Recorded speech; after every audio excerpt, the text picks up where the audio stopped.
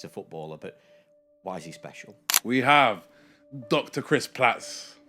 So if you will play for free, where's all this anxiety coming about this professional contract? You've been socialised into a process from the age of 5 up to the age of 18, 20, whatever, to think that is the be-all and end-all. You were really, like, as you said, a late bloomer, academically speaking. They genuinely took me under their wing, and I owe them a hell of a lot, because they didn't let me get away with the things that they didn't let me get away with, the burying my head in the sand stuff. You know, when I had a bad result, they would sit me down and say, what's happened? Why are you doing this? You are better than this. And this kid's confident. He'll happily present in front of people. Kind of well liked. You know, he fits in with the group. But charisma there. He makes perceptive points. So why is he not able to deliver? Have a conversation with the kid at 11 of going, 12, the releasing you. I mean, my word. We're talking about kids. I don't preach, but I will show you the research. I will show you what 303 players said in confidence about that experience. Hello. So I usually I like to say my intro, my greeting, if we could, if that's what we'd call it, and then I'll go about introducing the guest, and the guests introduce themselves.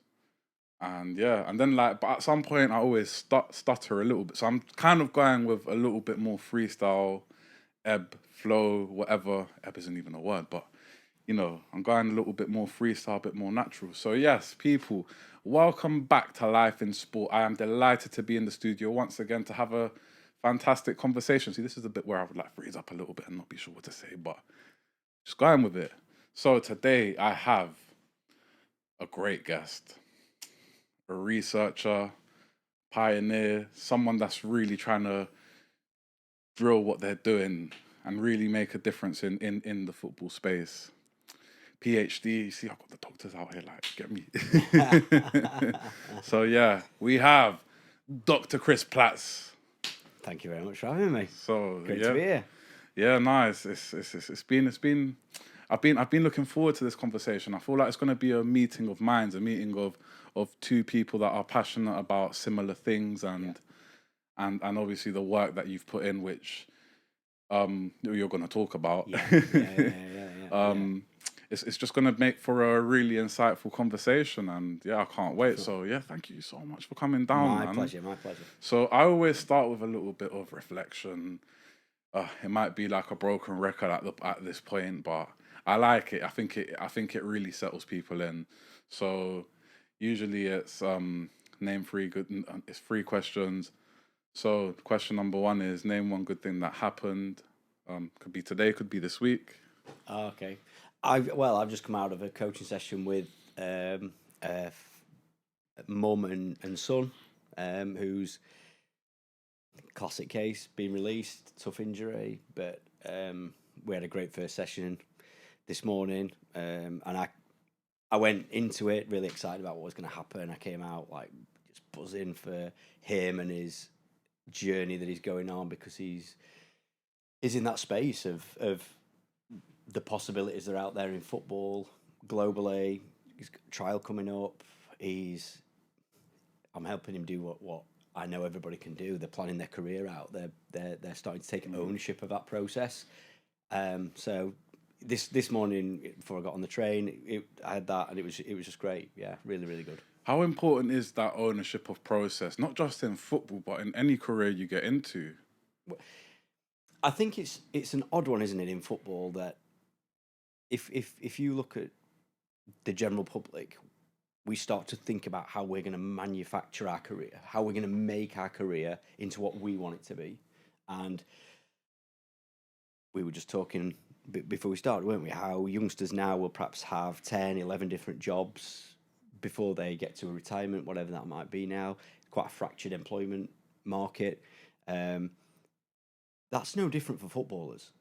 And part of why I now do what I do came from the question of, why aren't we using data like we do in everyday life to manufacture how we want our careers to turn out? Why are we not using data and research to inform young kids and their families of what is out there and the possibilities that are there in careers in football. Instead, we gift over all this power to the clubs and hope, and parents or players will say to me, you know, they're releasing me, but they've promised me that they're going to send my video out to different clubs. I'm like, what?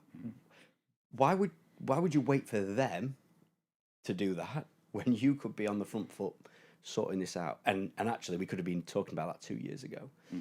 And I just that sort of I couldn't square the circle, and so that's why I now do what I do. It's data informed, it's research informed, and it frustrates me that I still find parents, players thinking that the clubs are going to have their best interests at heart. There are some people in clubs who are perfectly nice people, moral, they will work hard, they will have your interests at heart, but they are outdone by hundreds of other people who are club focused, not player focused. Let's slow down a little bit there, Yeah, because we're still on the reflection phase, and I think we we're gonna get. I think we got a bit excited, which is good, like because this shows the kind of conversation we're gonna be having. Yeah. So, great first session with new player. Keep it anonymous. Yeah. Player anonymous. I said the right Anonymous. word. Yeah, you're right. Yeah. You're right. How did you make it happen? Like that's the next part to the question. How did I make it happen with this particular player? Yeah, with the thing you're happy about today. Yes. So all of it starts with a consultation. Jump online. Let's have a chat. This is what I do. If it sits right with you and you think that I can help, then off we go. Today's session, which is pretty much always the first session, is a deep dive into why you are doing what you are doing. So 2 questions. Why did you start playing football? Why do you play football now? And then sometimes a third one, what are you trying to get from football? And when you do that, you drill down and you find that the reason they got into football was enjoyment, love of it. Nobody says, because I wanted to be a professional, because I wanted to make money. Yet those are the sources of the anxiety now. What do you want to get out of football? Fulfillment. I want to push myself to the highest level I can. People will say, you know, I'd like to make a living. Nobody turns to me going, I want to be a multimillionaire. That's why I'm in this game. So once we've done that, quite quickly the young players go, so what is the pressure? And then we're at a point of them going, I'm bringing all this pressure on myself. And if you say to a player, would you play for free? They'll all go, yeah. They'll say yes. So if you will play for free, where's all this anxiety coming about this professional contract? You've been socialized into a process from the age of 5 up to the age of 18, 20, whatever, to think that is the be all and end all. And that's been the adults around you, the coaches, whatever, been sort of, because at 5 you didn't know that's why you were doing it. You were doing it for love. You've just told me that. So we do that. And for this particular player, we then started to figure out his pitch to clubs. Okay, so he's a footballer, but why is he special? And this particular footballer is UEFA B coaching, wants to work in the academy at a club as well. So I'll play for you. But by the way, I want to help give back to these kids. That's special. Doing a degree in sport coaching and sport business, another asset for the club. So let's pitch ourselves different from just banging on a video with loads, oh, well done, that's important, put the ball in the back of the net. That's going to go there as well. The video clip's important. But now we're pitching at clubs going, you need me because I'm different. There's a bit more substance, isn't there? There's a bit more. Far more. And that's fascinating. And let me just link into one last point on that, because this is where the conversation finished this morning, is he's going to send that out to clubs. We're going to go with it to the heads of recruitment, whatever. And I said, there's going to be something, is this comes back to the ownership bit. Here's now a player who's 19, 20. He's pitching 2 clubs. And he's not only pitching to clubs on just the video evidence, he's pitching to clubs on who he is. He is really taking ownership. He's going, this is who I am. I've loved football from the age of 5. I'm doing my coaching because I want to give back to the kids. I want to pass on the love of football to the next generation. I'm doing a degree in it, and I'm going out of my comfort zone to pitch to you this. And by the way, I'm also a good player. Here's my video clips. And I said to him today, the thing now is the clubs that get back in touch with you are going to be the clubs that you align with, because they'll have seen something in this. You're not just banging it out to anybody. So there's now something in the way that tells you something about the philosophy of that club. If they're getting back in touch with you on the basis of that pitch, you know that they are interested in their academy. They're interested in giving some love back to the kids in there. So all of a sudden now you can see how different that is from just saying, oh, my club's going to send videos out to other people and send me on some trials. It's like chalk and cheese.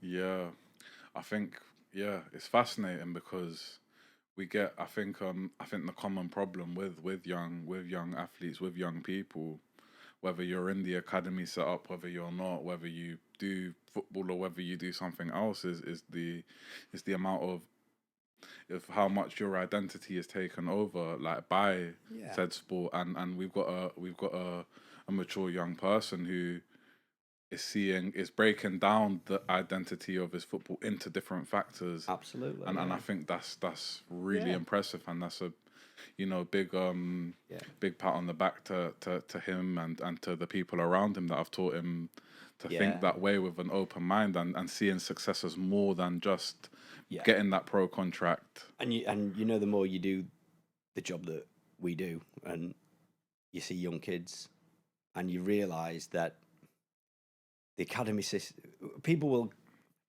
frown or scoff when I say the academy system damages young kids. But when you see them out or talk to them outside of the academy system, you realise how much they hide in the academy system. They have to hide that, and it's sad in some level, because all of the kids that I work with, they jump online, even if we don't end up working together. I'm like, there's so much intelligence in there, so much intelligence, and it doesn't get battered out of them, but it's difficult to express it in that academy system. So you know what? Before we continue, because I think we've gone kind of backwards, and I'm happy to go any direction. There isn't a one fits all. There isn't a same structure, but let's because you've explained so beautifully what you do and your passions about it, and with what you're with who you're working with currently. What is it you do? What is let's get into that and the research you've done, and give a bit more context to our great conversation so far. Yeah, so I'm a career coach. So that's what I am. We probably should have started with that, but but I think we got into it so well that. So I'm a career coach. I did a PhD that examined the lives of 303 young footballers who were 16 to 18 at the time. Interviews with them all. I then finished that and thought, I wonder what's going to happen to all of these players. So I started tracking them. So that also means that I'm now the author of the largest independent study into career trajectories. Now what I do, take the insight from that research and basically boil it down to 3 things. It means with families and players, we can predict the future. We can plan for that career, take ownership of it. And by doing that, we reduce negative stresses that impact on performance on the pitch and wider life. And the overall goal is to get to a point where we have young people and families in football enjoying their time in football, knowing that whatever happens, they will thrive. You've got a young player, young person who can thrive. Beautiful. And I think that's what it's all about with young people. We shouldn't be bogged down and have a sort of expectation put on them and putting them in a kind of pressurized life. So reeling it back even further, Yeah. where did this passion for football start? How does it go? Were you a player? Were you a big avid supporter? Were a bit Yeah, supporter. okay? So I wasn't. I'm a keen sportsman. I've actually played field hockey from the age of 11 to still play now every now and then. We'll get onto that a little bit later. But I from the age of 5, 6, 7, I think, football was in my life, and I've grown up a big Sheffield Wednesday fan. So football was like, just I'm a male from a generally working class city of Sheffield. It was going to be football. Family are into football. Anyway, I go and do undergraduate sport and exercise science degree. Mm-hmm. Over the course of that degree, I really chimed with sociological theory, sociology of sport. Very much kind of hit me from left field. Didn't go into it thinking that's what I was going to enjoy, but I really loved it, and it coincided with the fact that I was good at it, which always helps. So there was an opportunity to do a master's in the sociology of sport. That really pushed me, but also I ended up with a distinction in it. It's probably like the bit where I thought, now I've matured academically, I'm okay at this. Like, I can do this. I've found something that I'm passionate about. Because I'm passionate about it, I'm working hard at it. I'm enjoying the deep theoretical debate because I'm seeing how it's explaining the impact of class on society, ethnicity, gender, politics on society, drugs in sport. How do we explain that? All these things were like lighting me up. And so from that, an opportunity arose for this PhD, which was fundamentally, we have a policy around player care, player welfare, education and welfare officers, they were called at the time. But it's been a good number of years since somebody's actually been to clubs and examined how do the players experience this on the ground. So there was the work by Andrew Parker, really, really good PhD. Well, not really good, outstanding PhD.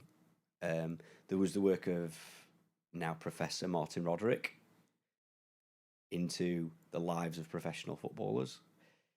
But that was starting to get to a point of being 15 years old.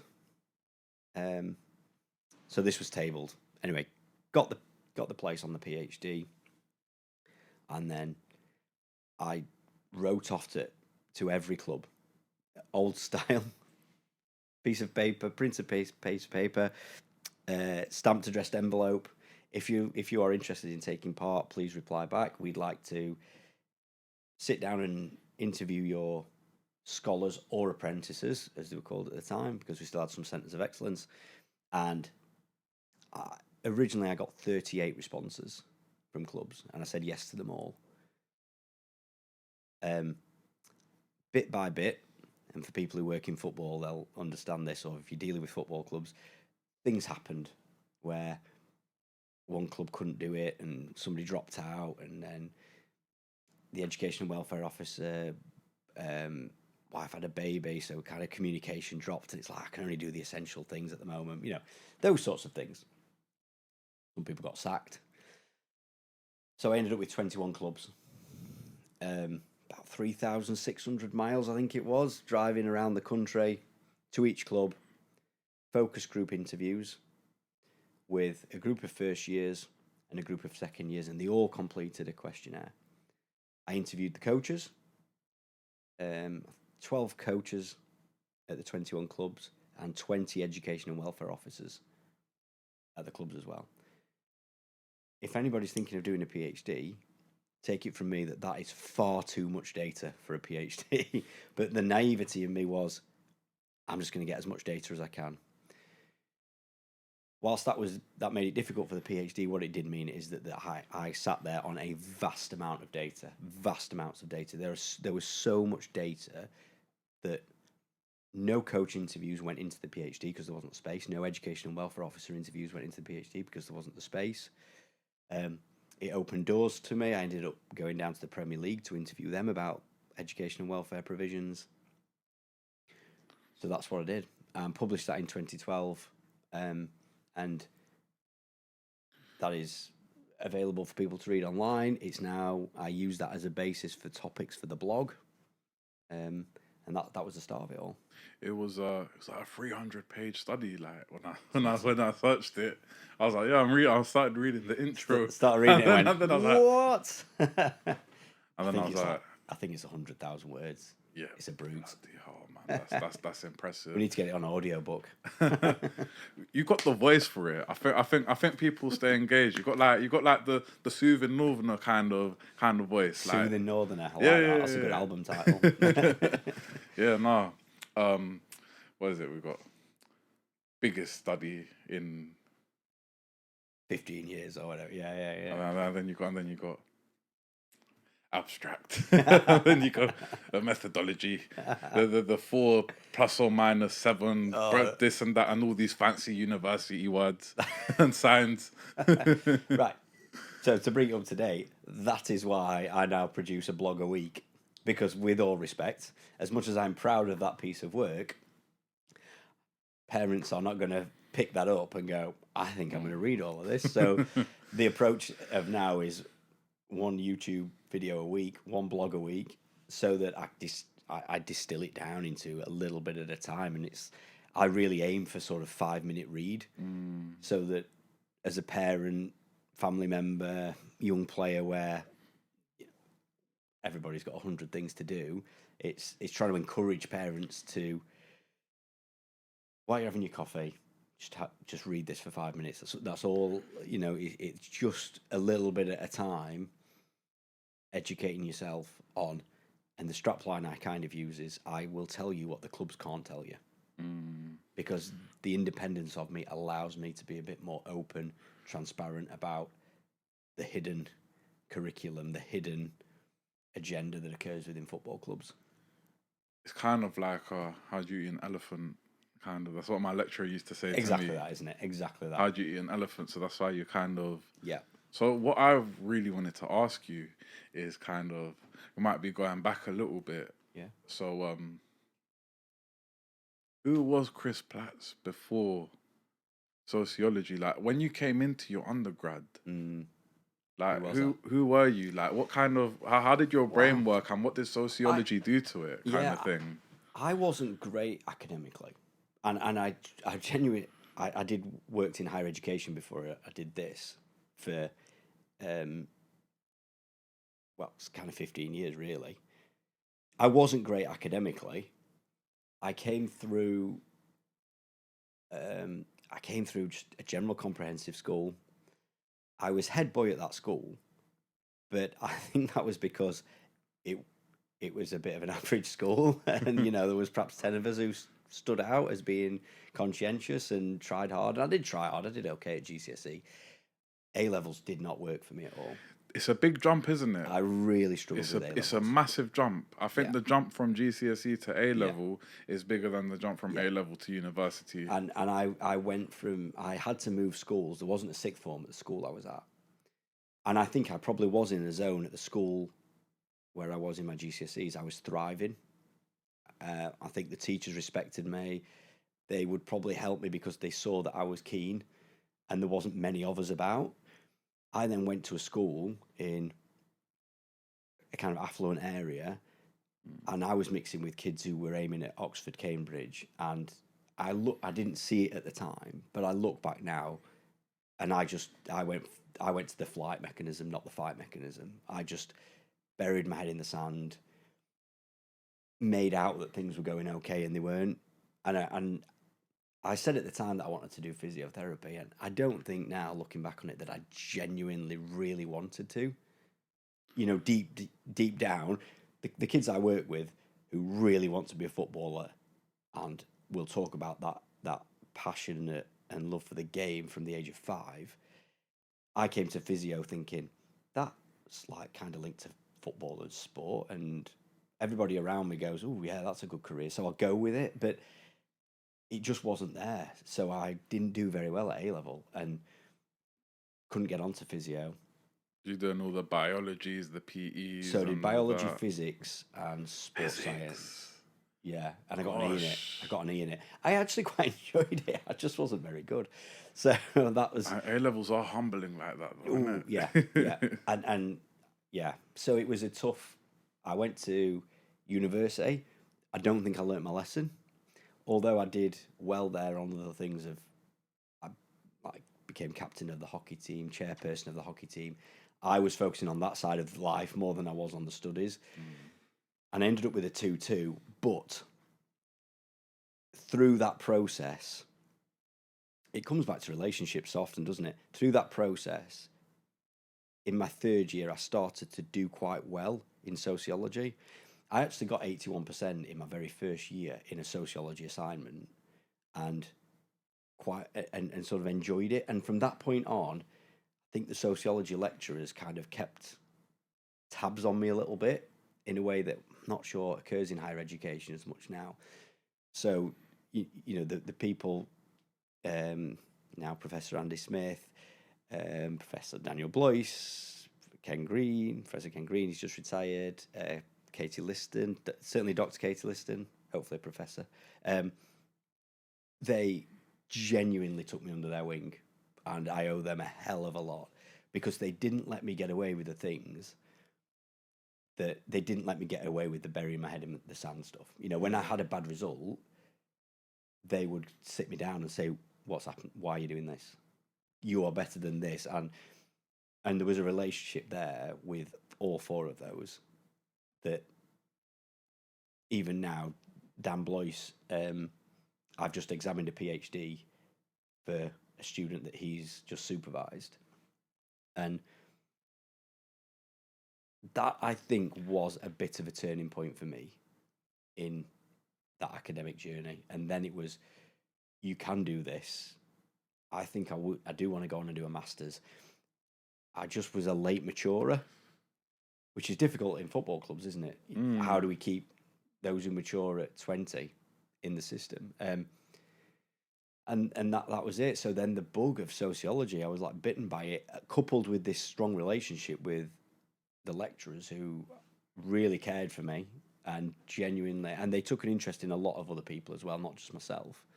People I see still in academia now. And that was the bit which I think gave me a bit of a springboard to, okay, not only can I do this, I'm enjoying it and I'm thriving a little bit. And Would you say that your confidence was lower coming into university because of like how A levels not going as smoothly, and how important was that company that you kept those people taking you under their wing to really elevate you? certainly academically. I'm talking academically, Certainly by the way. academically. I'm not talking. I think in terms of hockey, in terms of socialising, in terms of university life, I probably came across like this ultra confident person. And I probably was quite confident, but I did a classic bloke from Sheffield thing in the academic thing of going, I'll pull it out the bag when I need to. I'll be all right when I need to. Not noticing the signs, the warning signs that you're not just majorly gifted. You need to graft, and you're not getting it. So when I'll tell you a story which essentially summed it up. The first assignment of my third year in sociology, I failed it. And I did try, but I failed it. And I remember having a conversation. I had a meeting with one of the lecturers, but it wasn't the lecturer for whom I'd failed the assignment. And I went into the office, and I thought, I'm just not going to mention it. Like he'll not ask me. We're talking about my dissertation. He's my dissertation supervisor. It's the other lecturer's work I failed. And I walked in, and he shut the door behind me, and I thought, first time he's done that. Can we swear on this podcast or not? Express yourself. Okay. I might be doing a bit of disservice here. I'm not sure if he did swear or not. But he basically said, what's going on? You failed. And I was like, oh, they talk to each other, did these lecturers? And I said, yeah. He said, what are you doing? Like, that is miles off what you can deliver. Like, miles off. And his expression was sort of, you are drifting towards the relegation zone here. Oh, that's a great expression. Yeah, he's like the metaphor of, you're drifting towards the relegation zone. Now, automatic promotion is out of your reach, but you might just nick the playoffs. What do you want to do? Do you want to go on the run? You're in your third year, so we've got a third of the season to go. Do you want to be looking over your shoulder and thinking, I'm going to fail my degree, or do you want to get up to the playoffs and try and nick a 2-1? And I can sort of vision that meeting now, coming out like a bit sweating in my palms, thinking, and like told my mum and dad, and just being like, am I going to do this or not? Like, what are you going to do about? And he said, you're going to need to get a 2-1 to get on the Masters. No, I didn't make it. I was like 2% off, and they had to apply for some like special dispensation. But I did get a high 2-1 in the dissertation, which was in sociology, and I think they used that as the evidence to say, we think this kid's on the trajectory where he'll be okay. Higher education's a bit different now. They'll just take you if you pay money now. But and so that confidence, I think, definitely came from those relationships.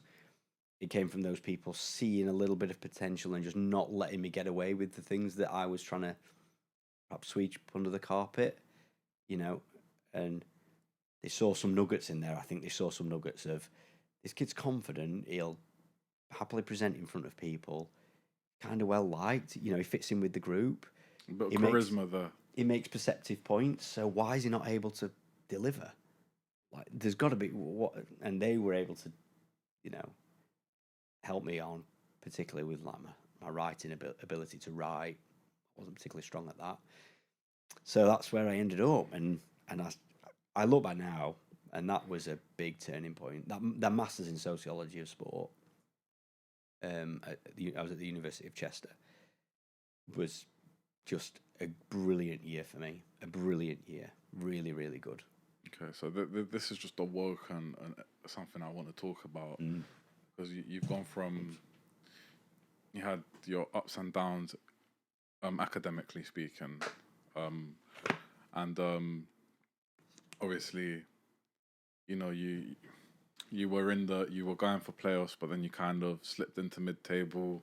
You could go either way, and then now it's like, you did achieve your goal. I think you probably, the team above you got deducted some points, and then so then you nicked sixth place, and then you won the playoffs. Yeah. Like maybe administration or something. Yeah, something like that. But my point is, so you were really, like, as you said, a late bloomer academically speaking, and like that was so key that I mean, you're never gonna be the full package from 17, 18 going into 21, and you're not going to be the full package 21 upwards. So then it goes back to like the work you've done in football and how cutthroat the football academy system is, the football industry is, in terms of like, you can be a great, like it's as simple as at 18 you might not be ready, but at 21 you will be, sort of for for different reasons. And and my point with saying this is like, did any of that inspire what you do now and what you did with the research, the late bloomer, that there's more to this than just not being good at 18? Did you get where I'm getting at? I think in every business there's a personal story, isn't there? Yeah. There's a reason for why you do what you do, and I see in the system the fault that would have cut me off, that would have just not recognised that. And that this goes back to my earlier point about taking ownership of this and educating parents and young players about what the system is and how broken the thing is. Like, the coaches know that. Don't get me wrong, what I'm doing isn't having a go at the coaches and things. you're asking a coach to make a decision at 18 on what somebody's going to be like at 24. You're asking a coach at the age of somebody at the age of 14 to make a call of what they're going to be like when they get to 18, 21. It's an impossible job for the coach. They have to make some prediction. They have to, and they draw, and it's subjective. They draw on some experience, and then, to be honest, they probably just hope a lot of the time. And you hear it all the time. People are like, I can't believe they let them go. Like, they've gone on to have that career. Yeah, because they were making a call at 15. And the kid's now 23 and really good. But you were asking them to try and guess what 8 years development. And it would be like somebody, I've come out, failed my A-levels, and somebody saying to him, do you think he's going to get a PhD? 95% of the teachers at my school would have gone, he's got no hope. No hope. Like, he doesn't work hard enough. And so the system, I mean, to me, the academy system's like, it's dead. People don't want to admit it, and it will still be here in 50 years. But if you try and measure it against what it's trying to achieve, it's miles off. And clubs, chief executives, or people like that, bit by bit, probably going to wake up to it. The clubs who see like a future in and develop a strategy for the future and start to put things under the microscope are probably going to start asking these questions. It's got so many fault lines in it, that being one of them, that being a really key. We're going to make a call at 18 and then potentially at 21. That we're going to make a call at 16 of how many we're going to keep on. I mean, you're letting go kids at 16 based on what? You've just not got the data, some clubs might come back saying we have, and they're extremely wealthy clubs and they've got loads of people, but for the vast majority of the academy systems, it's done. It's just existing. I mean, if we talk about let's use a current Premier League player now. I don't want to say his name wrong, but Eberici Eze. He went through release at how many academies? Of course, let's talk about him as if he's one of the young people you work with. Yes. Yeah, we're talking about someone that has been released from academy to academy to academy until eventually getting his shot at an EFL club, having a breakthrough at QPR, and then having a further breakthrough at Crystal Palace. Yeah. So as someone that was clearly talented and has, like, I don't want to use the term made it because that's a very wide scope. What does making it mean? But he just scored the winner in the FA Cup final. FA Cup final. Was the England international. Yeah. Did the academy? I don't want to act like I'm a complete expert in his career path. Yeah. But would you, like, if you've been released from club to club to club to club, like we're talking 4 different academy systems, would you say the academy system failed him in a way? Like, it's a tough question, but it's like so yes, the system failed, but I don't think the people in that system failed, because they were having to make a call at a certain age, not knowing maturation rates, not knowing growth spurt, not knowing attitude. It's I think it puts coaches into a difficult position. It's kind of the lottery of, if we hold on, there's something there. If we hold on to him and he matures this way, and so yes, I think the system is the issue, and you always have to remember, because, and I'm very, very honest with parents, family members saying this, those coaches are humans. They've got their own mental health. They're in their own world of pressure. They're judged on very, very fine key performance indicators as well. I don't think any of them would say that they're perfect. So you go back to the system, going, nobody's looking at this going, it's just not working. But the system still exists because it puts a monetary value on kids from the age of 9. So people see pound signs. People higher up the club start thinking who could turn a profit through that. Kids become the currency. Profit becomes the word. And those coaches, player care, officers, everybody in that academy just becomes part of the system trying to develop profit. It's a really difficult one because obviously we're talking about human beings. I mean, We're talking about kids. we're talking about kids. We're talking about human beings. I'm like thinking in the perspective of like and this has probably been said in previous episodes, and this has probably been said in conversations you've had with people, I've had with people, conversations we've had together since linking up before off camera. Yeah. And it's like they're not just the footballer, and they're not just the footballer, and they're not just the. I had a really good analogy from a player care colleague. Yeah. It was, you know, I'll shout him out, Nathan. That it was the best analogy I've ever heard.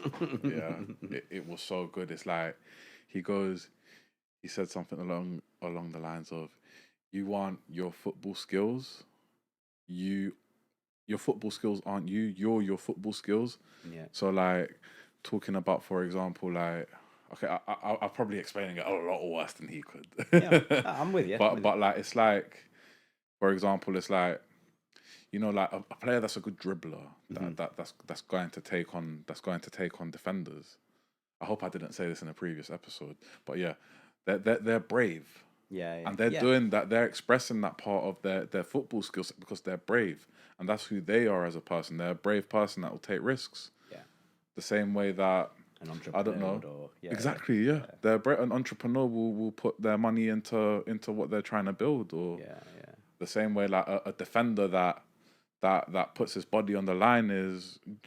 Do you get what I mean? Yeah, like it's and it's like it's like we're so fixated on what a player can do on the pitch, which is important. Don't get me wrong. It's probably like a key aspect of why we sign footballers. Is like we forget about the human aspect, and then we forget about how we can link that human aspect to the pitch. It's like there's so many.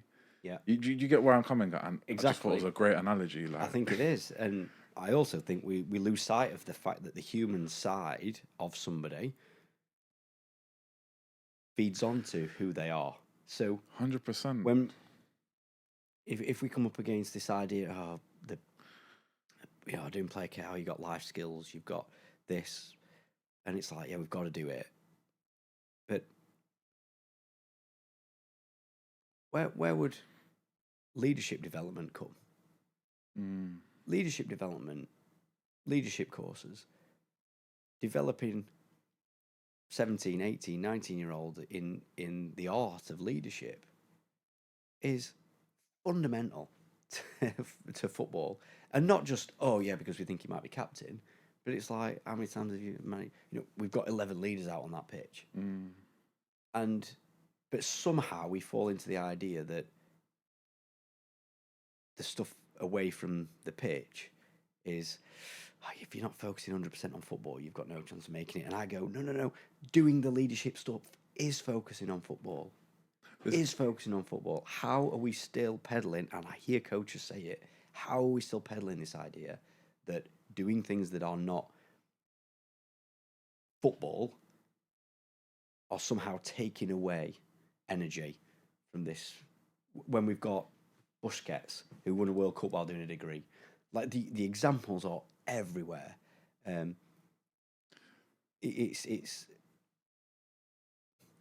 It's just back to where I go. The academy system is just dead. It's just not. It needs revolution. Now, whether that comes from a club going, no, we've got to do things in a different way here. We've got to think about not releasing players.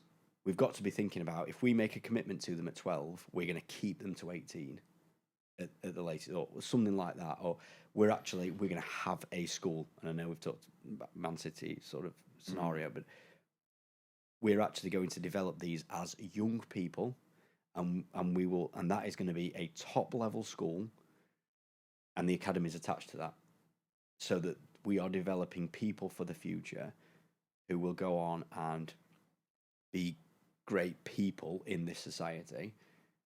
And if they manage to then develop as a footballer as well, they can play football. But that is what we need.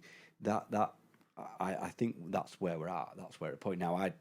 I'm not sure how quickly the system changes, which is why I do what I do. I actually go to the point and think I have to work with the parents who are in the system now to forewarn them and get them to do that with their kid. So they need to be doing education on the side of what they're doing in a club. They need to be thinking about personal development, learning a new language, financial management, whatever it might be. Get them to start thinking about who am I going to be when I'm not on the pitch.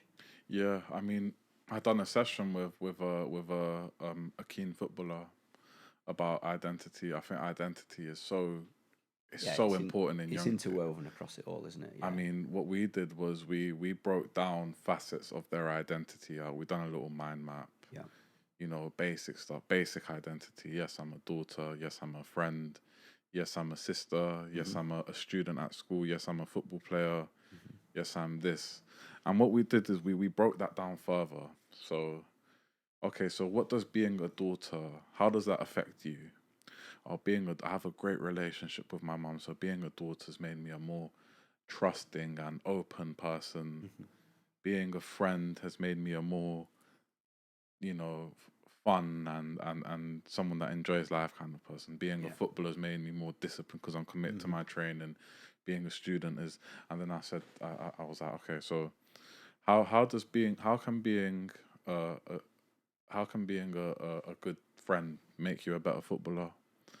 Yeah, because of how, personally, I don't remember exactly word for word, but it was like how the friendship she built, she can take those social skills to build a good relationship with her teammates, to like, to thrive better on the pitch. What can you take from football into your studying? Yeah, the commitment. Can I commit into? I'm training and I want to get fit. Can I do the same with my studies to pass my course? Yeah. And then and then I was like, then I broke it down a bit. And I was like, okay, you've missed you had a stinker of a game. You missed a chance. None of your dribbles gone through. Can you do anything about that when you're at home with your mum or when you're out with your friends? No. And there has to be space for that. Yeah, so it's like, I mean, it's all. But my point is as well, it's like that identity aspect, which a lot of player care people that I speak to do implement, and they do. Like it's not like they don't. It's not like I'm discovering fire here. But and obviously my sociological background, identity is central to the PhD, to a lot of that. But and habitus and those concepts really help to explain a hell of a lot of what's going on. My issue in the club is you might have two people working in that realm. Do we do about identity on UEFA B?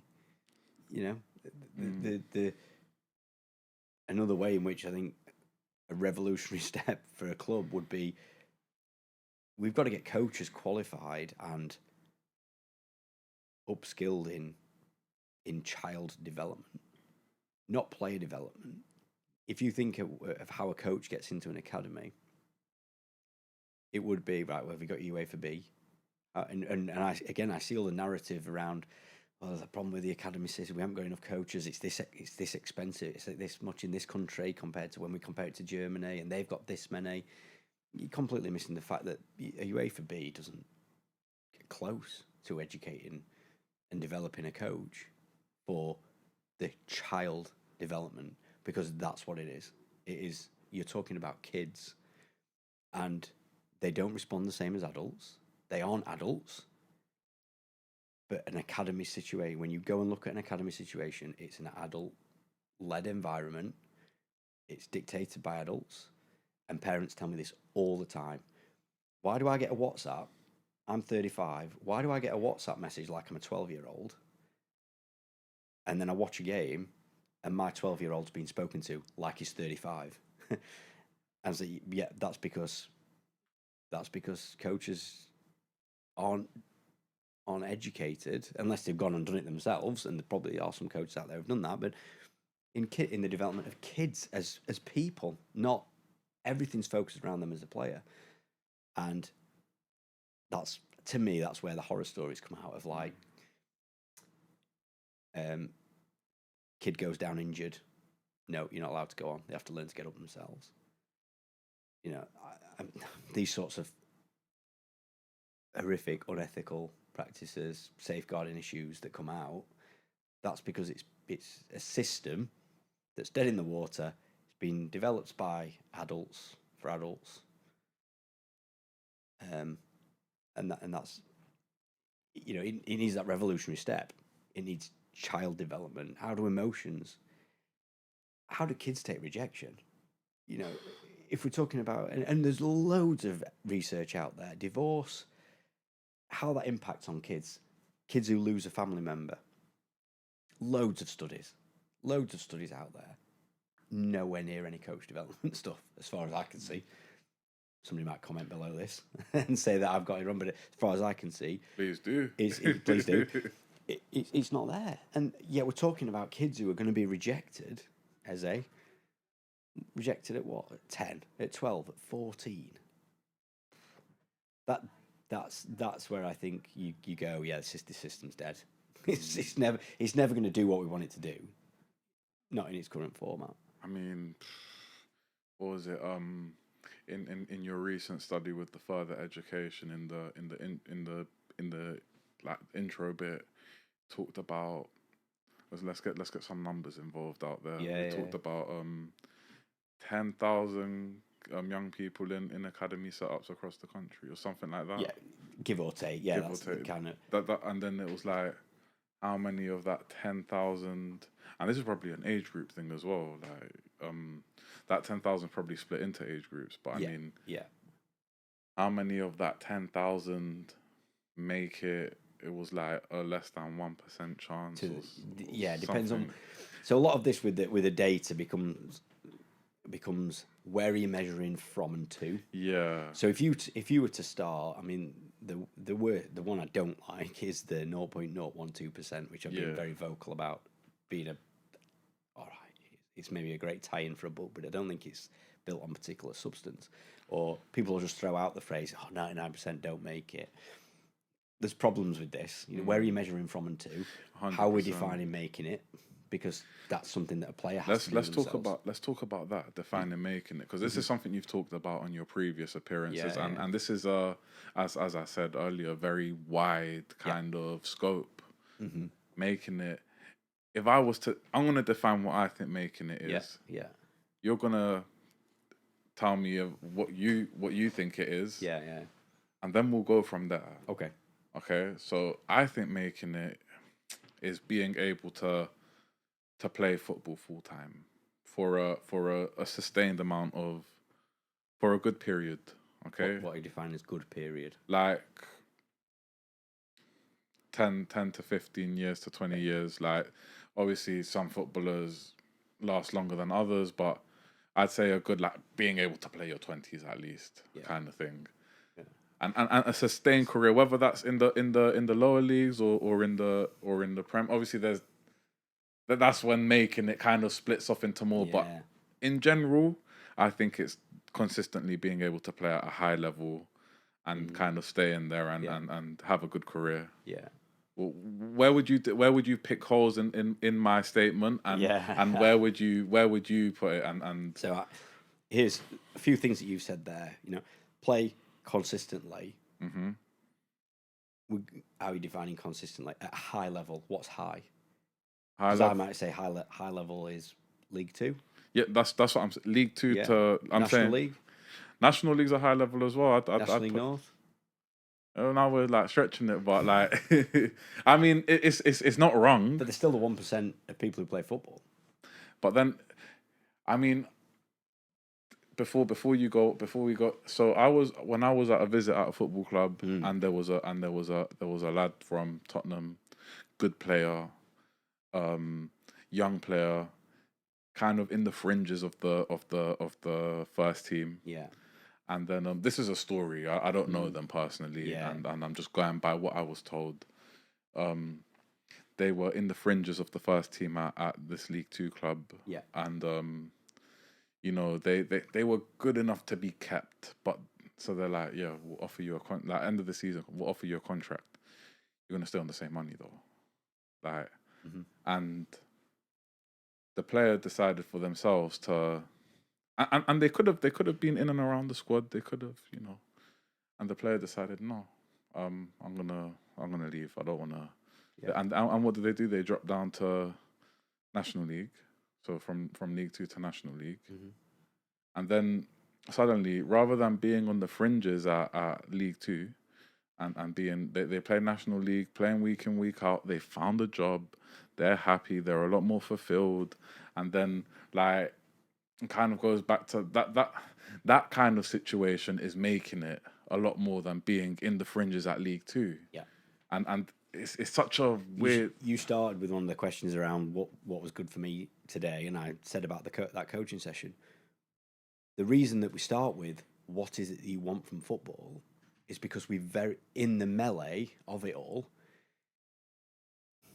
I sort of compare the journey in football to being in like a really choppy river, and there's this current that's pulling you. And there's like rocks along the way, maybe a little waterfall, which is like a big injury and things, and we come through it battered and bruised. But at the end of the river, you can see this thing, and we're getting kind of closer to it. And in that storm and that choppy river, it's very difficult to just go, right, hang on, what am I trying to achieve here? What would I be happy achieving? And for that person that you're talking about, them going, you know what? Living where I live, because I've got 2 young kids, yes, I'm going to get a job on the side, but playing down 2 divisions where I play every week, I will be happy. And I wanted fulfillment from this, not chasing the next contract sat on a bench, driving 2 hours to get there and moving away from, or not then being able to see my 2 kids as much as I could, or whatever it might be. But very rarely in that journey do we stop and just go, hang on, what are we trying to get out of this? And the other thing with that is how many times people who are on the same team, so parents, family members, player's best mate, player's partner, all want different things out of football. So when I do that exercise of why did you start playing football? What do you want to get from football? Those deep, more philosophical kind of questions. I say to them, invite who you want, invite your neighbour if you want, it's fine. We're online. But we're all going to do that independently, and then we're going to reveal our answer. And sometimes it's like, oh, we thought you'd want that from football. And the player's like, no. And all of a sudden now, we've now got a point to anchor ourselves to through this choppy river. We've got at the heart of it, if we're making a call about do I take that contract or do I not, well, let's go back to the why. Why are we doing what we're doing? Simon Sinek's work, which is a great book, Start With Why. Why are we doing this? Well, I was doing this for fulfillment. I wasn't doing this to sit on a bench and so I could get a bit more money. Or if they're going, actually, I was doing this because I really wanted to try and get to the highest level I possibly could. Okay, maybe that changes our perspective, and maybe we do take the League Two contract. Maybe we go, I'm going to move abroad. I'm going to think globally about this. So, to go back to this question before, what is making it? For me, that making it is always in the eye of the beholder. It's always down to the player. Take ownership of it. What do you believe is making it? Don't listen to anybody else who goes, well, you never really made it, did you, mate? I don't care what you say. I had in my head what I wanted making it to be. And then, to be honest, then bin it in some respects, because you might give absolutely everything, day and you might have given this there's no regrets. I gave this my best shot. I didn't hit where I wanted to get to, but I can look myself in the mirror and think I did everything there, and I'm happy with what I got from football. And by the way, I'm still going to play Sunday League now, whatever it might be. That's fine. But for earlier on, it's a kind of don't get dragged into this.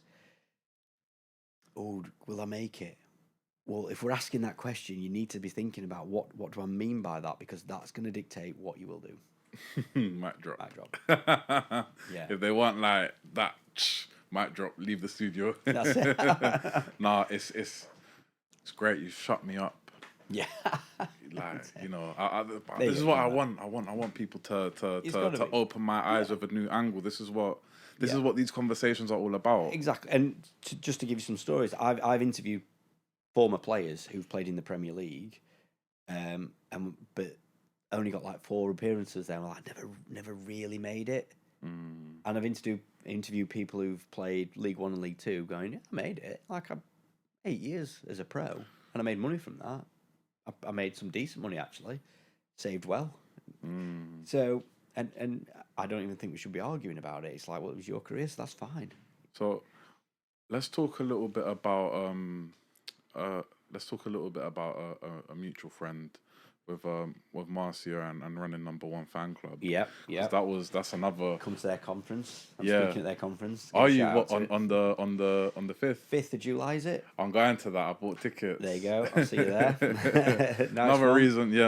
I got the email. I was like, yeah, I'm going. Yes. I bought the tickets, but I think there was a stat that she put up. I think it was in reference to you about the only 9% of academy players. It's the most striking stat. How in terms of skills and stuff like that. On the surface, it's a crazy stat. Yeah. Obviously, there's the academic side of it where there's always something to pick. There's always something to dig deeper.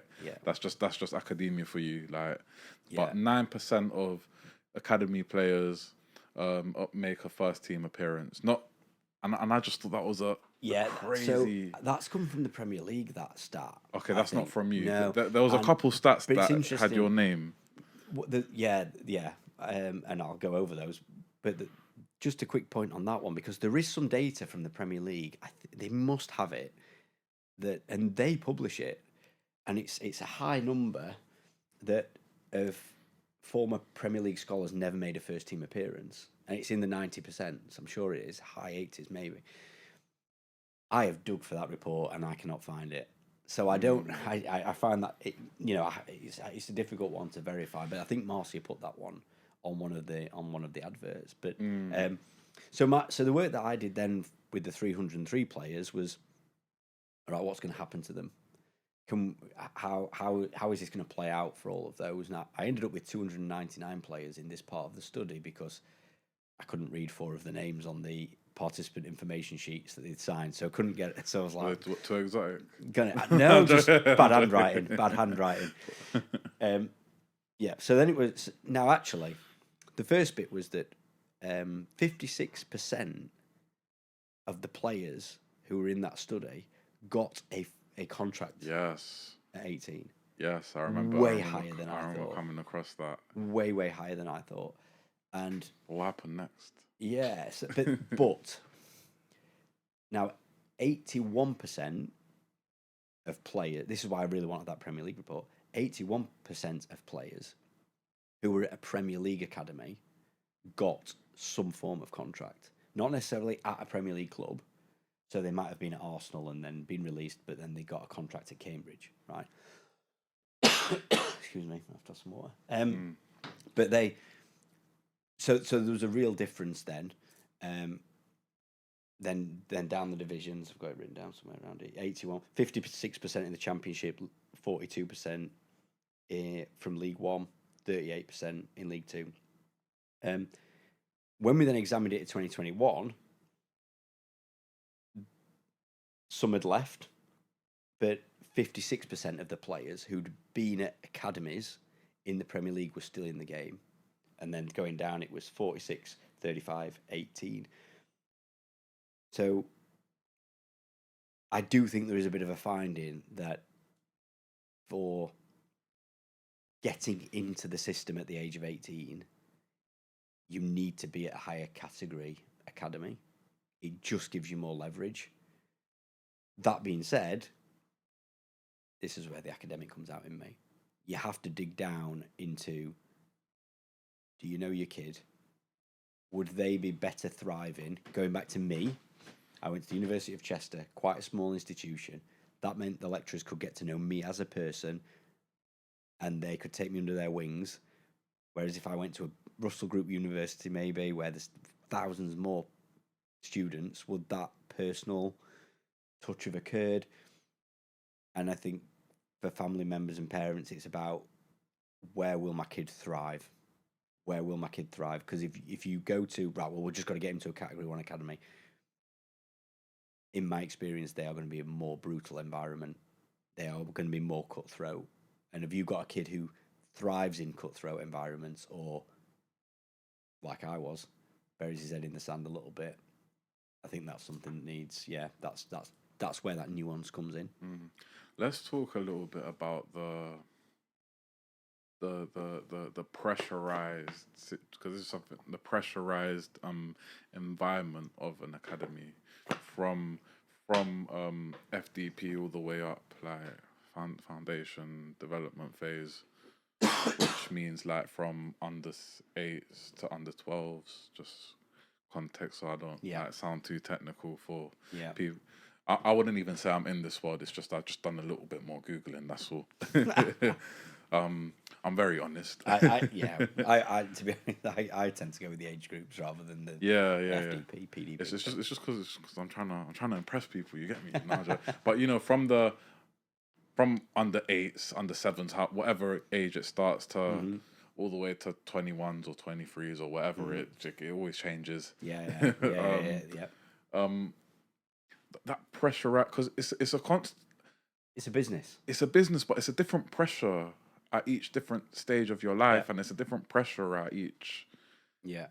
Like, what have you learned from that? Like, from your research, that pressurized environment. Yeah. What would I say?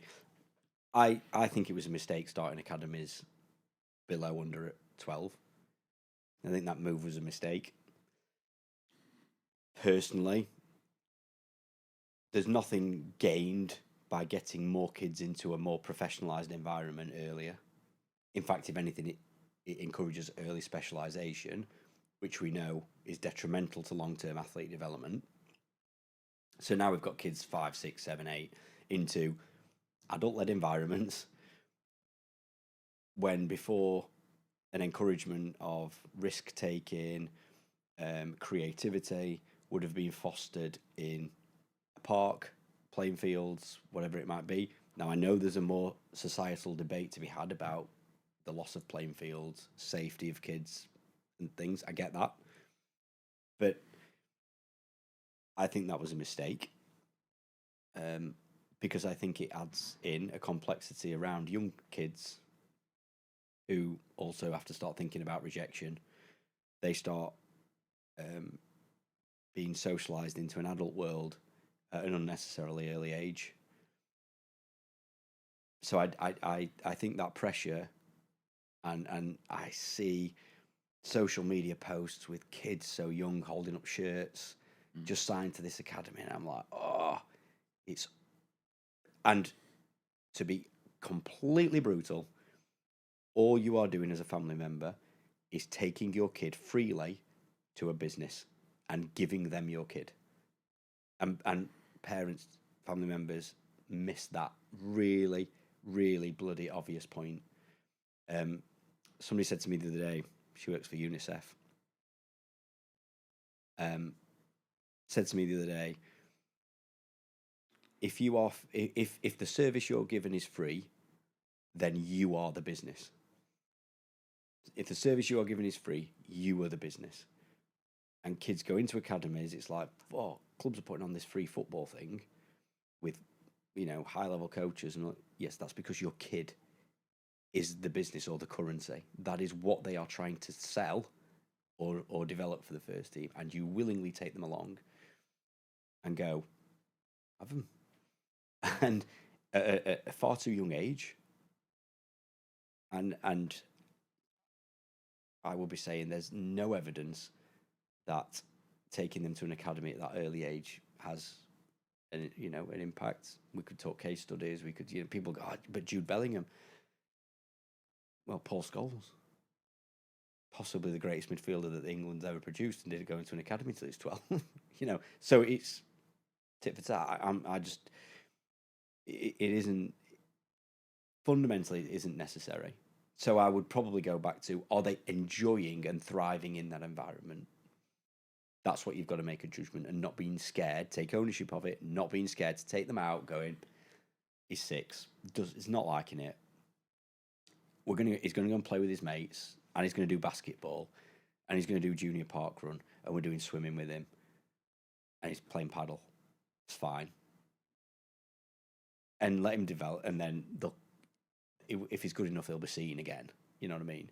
Let him be a kid. Let him explore and experiment. Exactly that sort of thing. And then, of course, you get family members or neighbours. Project Mbappe. How's your football going?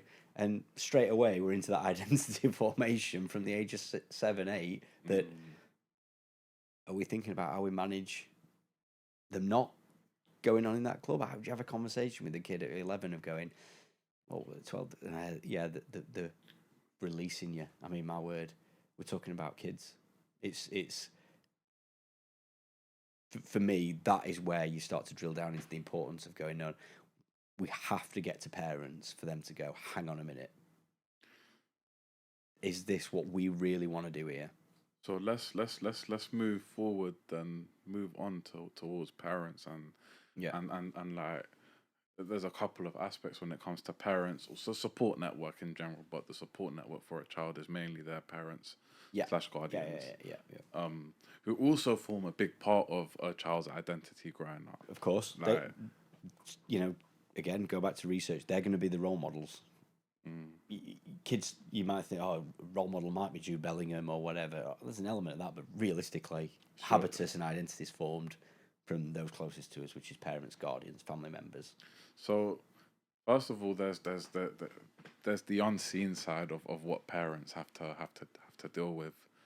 Obviously, you've got the side of that's my son or that's my daughter, and I want them to do well. You're gonna the protector side of you. Yeah. Then you've got you want to facilitate what they like. Yeah. I mean the people from Kate and Marcia from Number One Fan Club talk about driving all over the country and stuff like that because they're facilitating their child at the time child's. Yeah. I don't want to say hobby because it's a bit more than that now. It's a serious leisure. But like the thing that they like. Yeah. And, so now imagine the situation if that kid comes out of that club damaged. And you as a parent, guardian, family member have been facilitating that. And that is where I think the guilt can come in of, I've been like taking them to this place and now I've seen what this place has done to them. I wish I didn't take them to this place. And I spoke with a parent that was exactly like that with a young person I worked with. And complete like discreetness, but they, long story short, released, didn't want to play football, played football, and mum was worried about him playing football again because of what they went through before. So that, I mean, there's so many directions to take this topic. But like, I want to keep it purposeful. Is what in the work you do now as a career advisor, in the research you've done. Let's talk about the responsibility of a parent / guardian / closest person to a child in their journey through the cutthroat football world. Not, and when I say responsibility, like I don't mean the obvious, like you're the mum, the dad, the whatever. I mean the responsibility as navigating your child through that world that you probably don't know too much about yourself, which is why people like Marcia and Kay are doing what they're doing now. And probably the first point I would make is it's not their fault. Like, I think if there are parents, guardians, family members like listening to this or whatever, or gone through it, like you can't be feeling bad on yourself because you're up against businesses who are manipulating the situation to get what they want to get out of it. Right? Clubs want your kid so that they can either get them to the first team or sell them on. And in that process, you will come across a few people in player care, who care about your kid, but you come across a lot of people who are under pressure in a way that puts their moral compass under pressure. That's a polite way of saying it, probably. So, what do? I don't preach, but I will show you the research. I will show you what 303 players said in confidence about that experience. So that your kid, who's now 14, 13, whatever, and you can start to go, okay, this is what it's really going to be like. This is what the clubs say it's going to be. And they don't just stand up and lie, but they're trying to sell you coming to their club. But here's Chris Platts, and I don't say going, right, this is what it's going to be like. I say, here's the data. And I coach via scenarios by saying, this is what it's like. You're not on your own because this is what they said. You're bottom of the hierarchy. You're the butt of all the jokes. You've got jobs to do. Here are your facilitator players. And then we can get onto the statistics. So then we can start saying, okay, if we're earing towards a professional contract, how do you know if you're a facilitator player or not? Will they let you go on loan? When you go on loan, does the club pay 100% of the wages, or do your parent club still pay? Loads of little things in there. Shirt fillers, yeah. Shirt fillers, facilitators. Exactly whatever, that. like. How do I get out into men's football?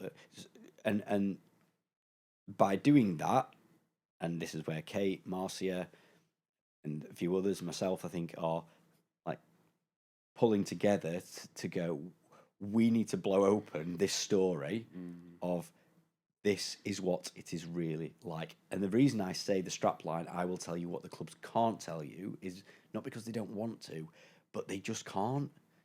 Because it's a competition, right? It's club against club. So if you had one club who came out and said, it's probably the reality, we want to give you a contract.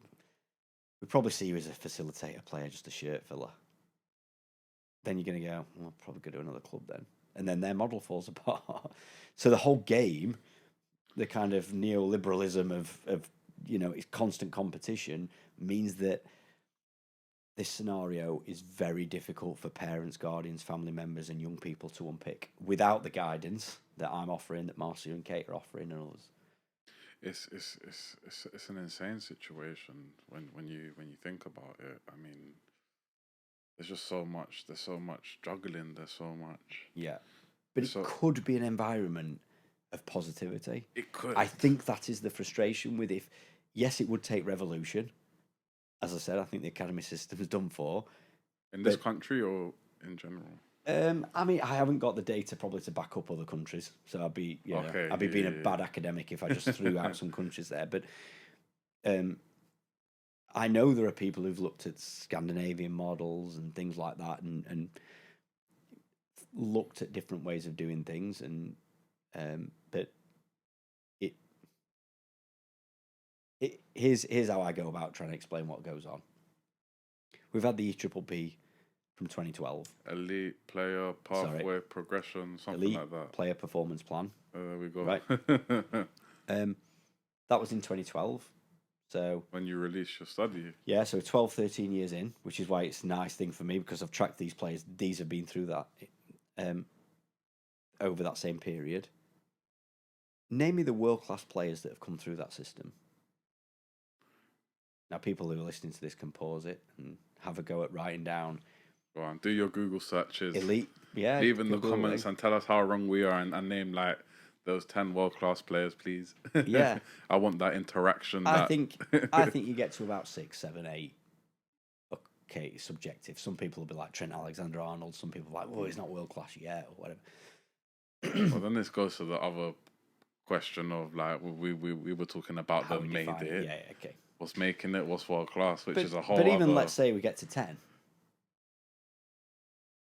we've got a system that costs millions, and we're saying we can't, through that system, produce one world-class player per year.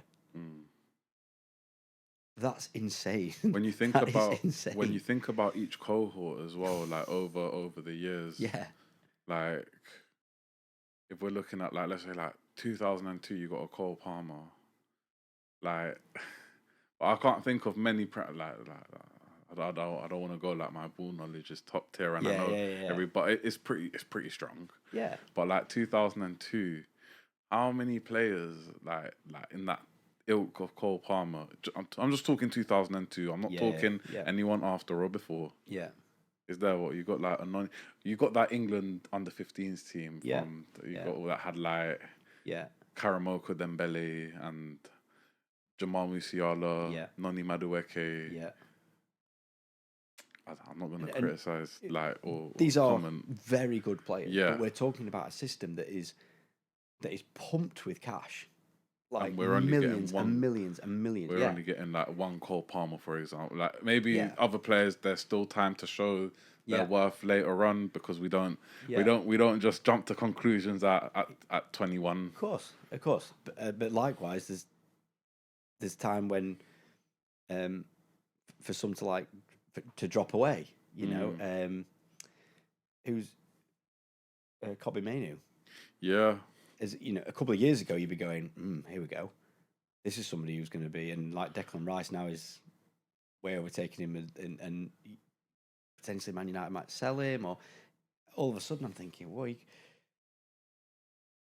Lingard, Rashford, you know, players who at times you're going, right, these are going to be world class players, and then we are unable to develop them to sustain that level. I get it; it's slightly subjective, but I think my generalised point, even if we could name 12, we're 12, 13, 14, we're saying we can only produce one a year from this whole system. And that to me is where you have to go back to the drawing board saying it's just not playing out how we thought it did. If we're talking numbers, 92 clubs in the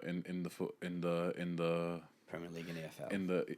In Premier League, EFL, probably between that night out of that 92, based on a little bit of research I've done, I don't want to say it's conclusive, but like maybe like at least 80 have a category 3 and upwards. Yeah. Because category 3 is like, the reason I say that is because category 3 is from when you bring them in young. You can bring, and then and you have like a whole category 4.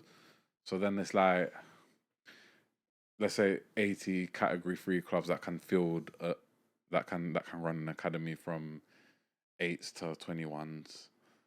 Let's say there's about 40 players in each age group. This is where you get and then it's like then it's like 40 players times 80. I'm talking one age group. Yeah. Something silly to 5 to 10,000. Yeah. And then only one world class or only one that makes the England or whatever. Like it's and then like we can go on to like there's a whole other subject of externally bringing players into the academy systems from abroad, but that's a whole other topic. But I mean, so one thing I wanted to ask you before I get all like carried away and excited with the numbers, and then we run out of time, is what was one of the most eye-opening thing? I'm not asking you to go into detail of like, but what was one of the most eye-opening things that you discovered when you were doing your study at the time, talking to players? Like, what was one of the things that really got to you or stuck with you? Yeah, I would say when I started approaching clubs, I remember the dean of the school at the University of Chester sort of saying, what are you going to do if they don't let you talk to them? Like, you're not an insider. Why would they let these kids talk to you? And I remember thinking, I don't know. Like, this is why I accepted so many letters when they were coming back. I was just said yes, yes, yes, yes, yes, because I was worried. It's a good point, though. It is.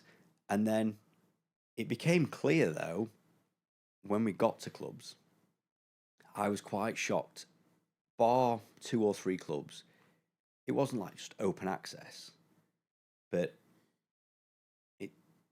it was sort of nobody double checked. And I'm going, these are under 18s here. And then what occurred is couldn't shut them up. So my first question would be, right, okay, I was never fortunate enough to be in your position, but I would love to know what it's like to be a scholar at this Premier League club or at this Championship club, or bang, and they would be off. Right, we need to say this. We need, and I used to have to go back in the focus group. Go, right, hang on. This is being recorded, and I've got to try and transcribe this.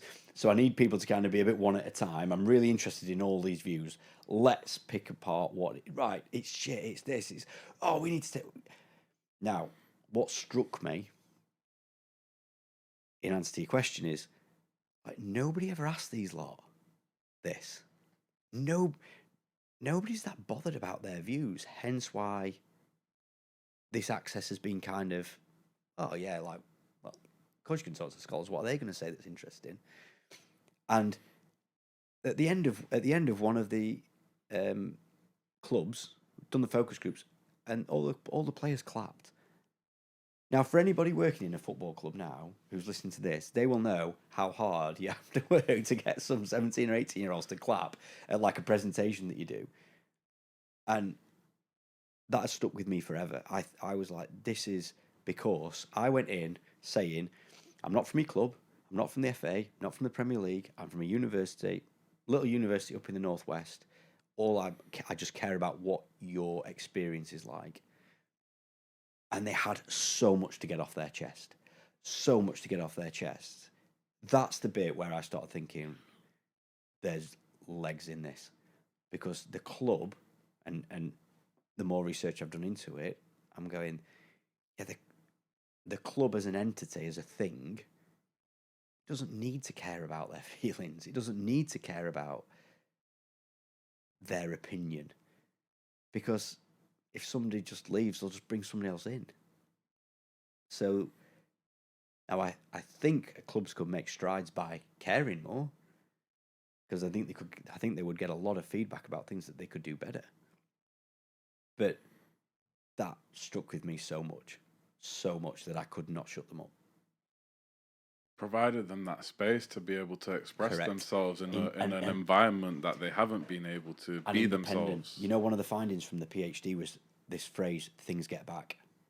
And young players are so guarded about what they say, because if I say it to player care or mentioned it to physio sits next to the coach at lunch, mentioned it to coach, and all of a sudden they know that things get back.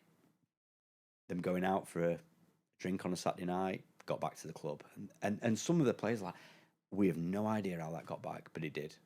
And then training on a Monday or something, the coach being like, "Hey, you were chatting some birds up in a pub," and they're like, "How do they know that?"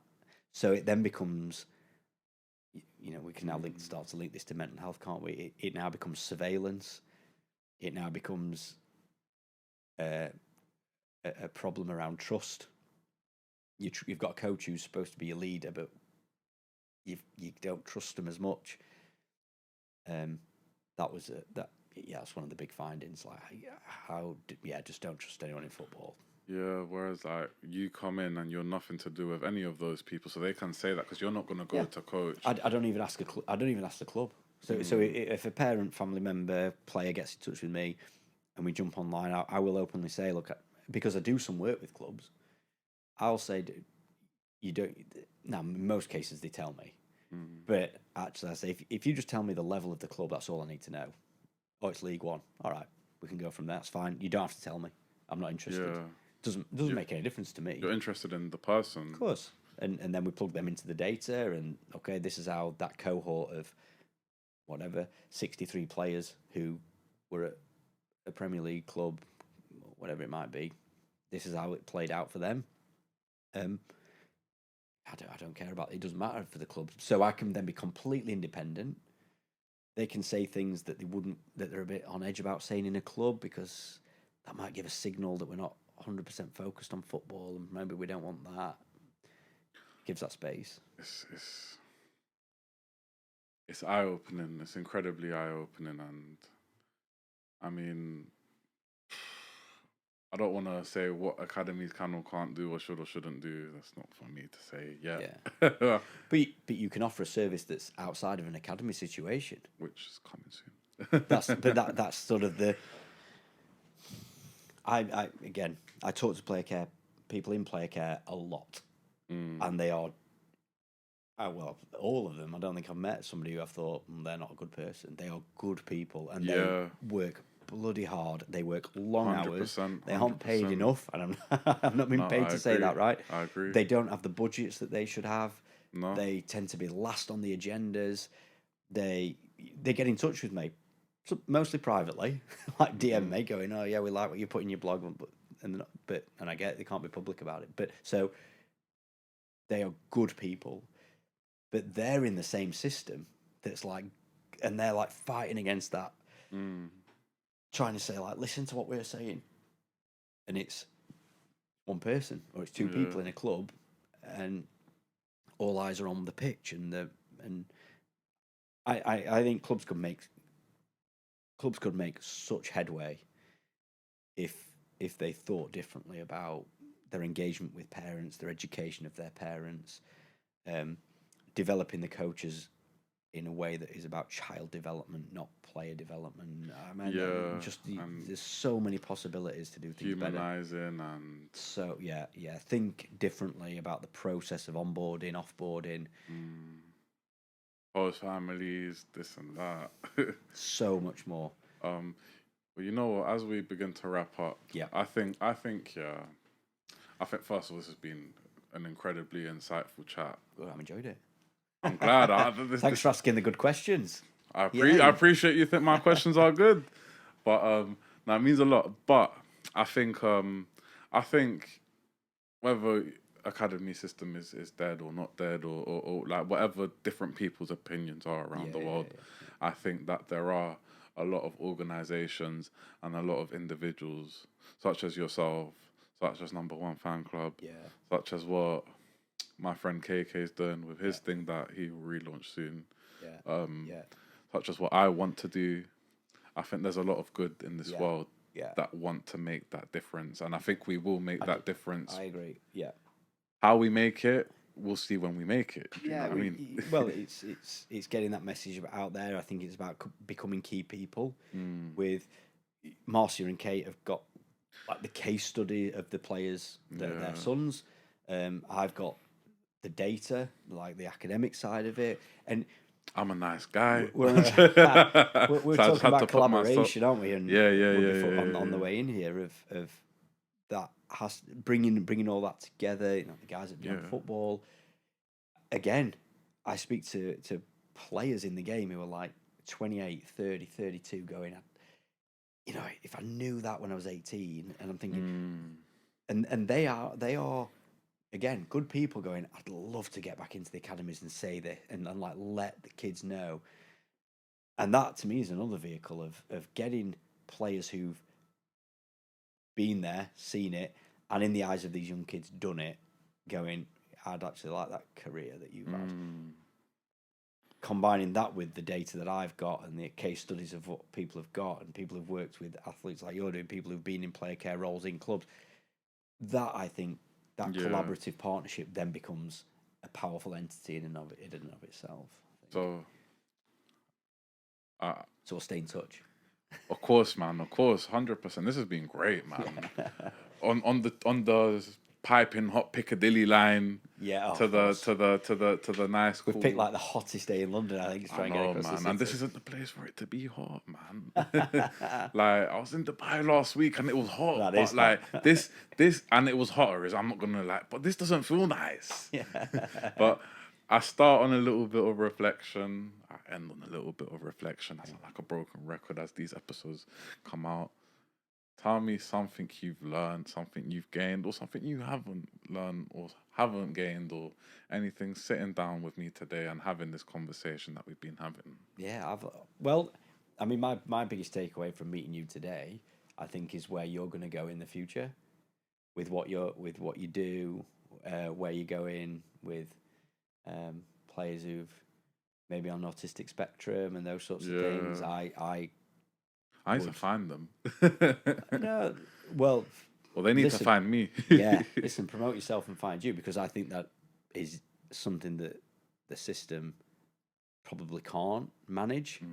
And I think there are probably kids who are on the spectrum and will get discarded, again, not their fault, and to have some guidance for parents, and dare I say clubs, if they want to be those bold clubs who want to think differently about something. That would be my takeaway.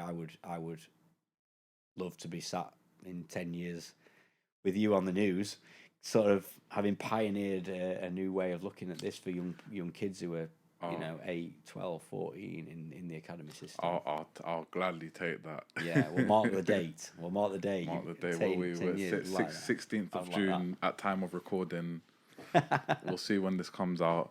But yeah, thank you so much, Chris. Pleasure, honor, all the above. Yeah. And yeah, you got any socials? You got your website, yeah, your blog? So website is chrisplatts.co.uk. So if you go on there, there's blog a week, YouTube channel, Dr. Chris Platts. I do a video reflecting on the conversations I've had in the week from insiders in the game. Newsletter every other week. Yeah, and I'm on LinkedIn. Okay. LinkedIn, I'll drop all that in the description. Perfect. And yeah, so people, another episode wrapped up, another conversation had, more things learned for me and hopefully for you guys too. So big love, people. Big up to Chris. And like, subscribe, comment. It's been T. I always forget to introduce myself at the start of the episode, but we're getting there. Yeah, like, subscribe, comment, share, interact, and we'll see you on the next one.